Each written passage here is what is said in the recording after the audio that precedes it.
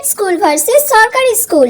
আমাদের স্কুলে ভর্তি হতে গেলে আমাদের স্কুলের কয়েকটা গাইডলাইন্স আছে, সেগুলো সবসময় ফলো করতে হবে। জামা, জুতো, বইপত্র, খাতা, ড্রেস, যাবতীয় যা কিছু লাগবে সব কিছুই তোমাদের স্কুল থেকেই কিনতে হবে।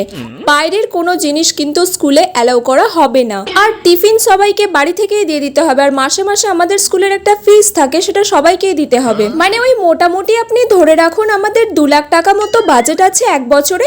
2 লাখ টাকা মতো একটা প্যাকেজ আপনাকে কিনতে হবে। আফটার অল আমাদের একটা রেপুটেশন আছে, তাই না?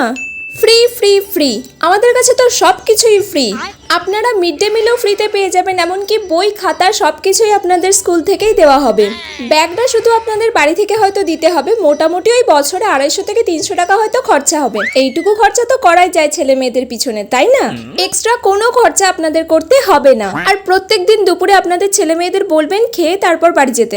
আস্মিতা, তোমার নাম আমি নিয়ে নিলাম।